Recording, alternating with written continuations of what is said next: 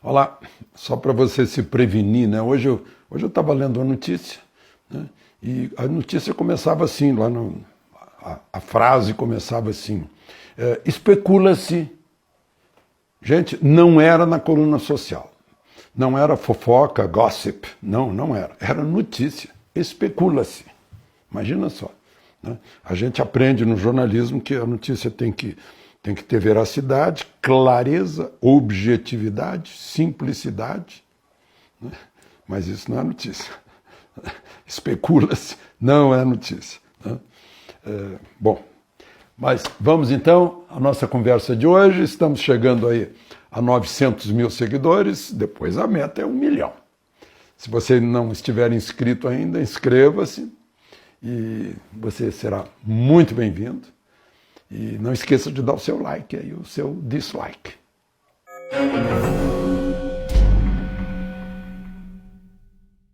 Pois é, a militância torna as pessoas ingênuas, porque eu vi assim uma boa parte do noticiário dizer que a morte desse ex-capitão do BOPE do Rio de Janeiro e miliciano, e citado lá na morte da Marielle, Adriano da Nóbrega, né, que seria queima de arquivo. Olha só a ingenuidade. Quem matou, quem promoveu a queima de arquivo foi a polícia baiana, que é chefiada pelo governador, né, governador Rui Costa, que é um dos fundadores do PT na Bahia. É o mesmo que não pôs a PM para dar segurança lá ao presidente da República na inauguração do aeroporto de Vitória da Conquista. Ele é o chefe da PM, comandante em chefe, comandante supremo da PM. Quer dizer que ele está envolvido em queima de arquivo para preservar Bolsonaro, alguma coisa assim. Que coisa ingênua, né? E agora se descobre, a perícia mostra lá, preto no branco, que aquela voz lá que mostraram, do porteiro do condomínio onde morava o então deputado Bolsonaro, né, que não é a voz do porteiro. Gente, falsificaram. Não era a voz do porteiro lá do seu Jair, não sei o quê. Né? Aliás, o seu Jair estava lá presente na Câmara conforme é demonstrado, né, conforme é provado. Estava lá no plenário da Câmara votando, naquela hora. Né? Que coisa ingênua, né? As pessoas ficam...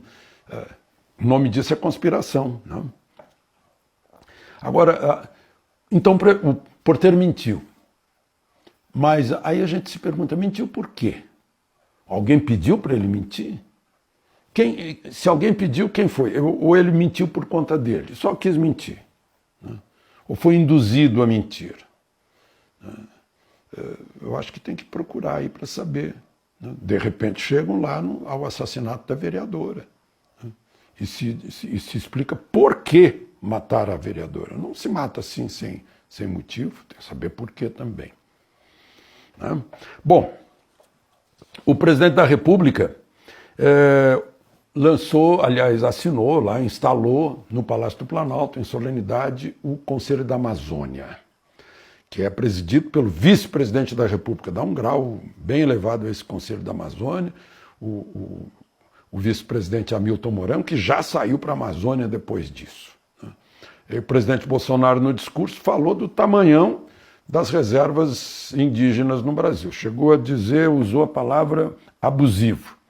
14% do território nacional de 8 milhões e 500 mil quilômetros quadrados. 14%.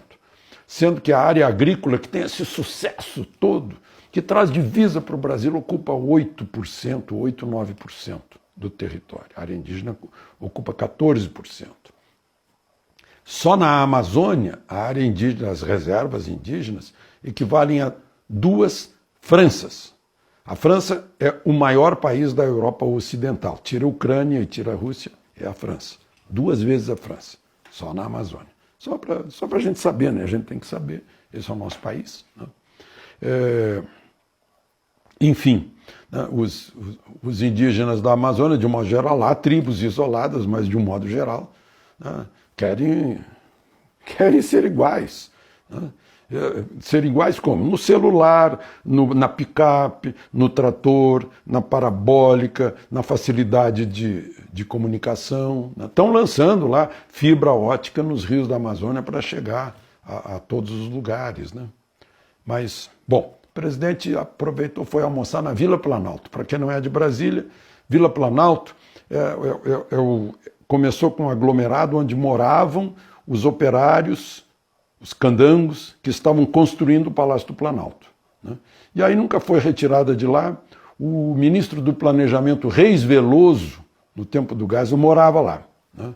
E o presidente Bolsonaro foi lá num restaurante chamado Piauí, é quase um boteco, assim, daqueles restaurantes de vila mesmo, e foi lá almoçar. Ele deve estar festejando, porque o índice de popularidade digital no mundo, ele está em terceiro lugar. Ele perde para o Trump, né, e perde para o chefe de governo da Índia. A Índia, afinal, tem 1 bilhão e quase 400 milhões de indianos, né? Esse está em segundo lugar. Foi o companheiro dele nessa última viagem da Índia. E depois vem Bolsonaro, né? Aqui no Brasil, se a gente comparar, pegar os 513 deputados, os 81 senadores, todos os ministros, dá 1 bilhão e 100 milhões de interações. E o presidente sozinho está com 737 milhões e 600 mil interações, sozinho. O ministro Moro que está indo bem. Ele está com 1 milhão no Instagram, né? E está com 2 milhões no Twitter. Entrou há pouco, tá me ganhando, né? Eu estou aí querendo chegar a 1 milhão no YouTube, chegando a 2 milhões no Twitter, né? E, enfim, queria registrar isso. Vejam só, os governadores estão reunidos agora, no momento em que eu estou conversando com vocês, na noite desta terça-feira, né? E o governador de Goiás, Ronaldo Caiado, teve a ideia: escuta, gente, não adianta a gente ficar discutindo aqui ICMS, impostos sobre combustíveis, sem a presença do ministro da Economia. Aí ligou para o ministro Paulo Guedes. O ministro, nesse momento, está indo para lá, não sei, já deve ter chegado, né? De modo que eu não sei o resultado, mas abriu um diálogo. Esse diálogo foi aberto lá com mais uma dessas declarações do presidente, que são, põe uma bomba no meio, né? Se zerarem o ICMS, eu zero também e tal. Lá e começaram a discutir. E o interesse é de todos nós que temos nosso veículo, né? Principalmente dos caminhoneiros que vivem disso. Bom, eu falei em Paulo Guedes, o pessoal está se queixando, vai se queixar do Paulo Guedes sobre aquela história não é do filme coreano Não Parasita, né? Que ele falou de funcionário público, parasita. Vão se queixar na comissão de ética, parece que ele vai ser convocado para ir lá na Câmara ou no Senado. Gente, parem de falar nisso, porque o povo sabe. Não adianta querer negar, querer obrigar o Paulo Guedes a pedir desculpas de novo. Ele já pediu desculpas para ficar tudo bem, para não ficar discussão. É melhor não falar nisso, né? Assim, ó, senta que o leão é manso, né?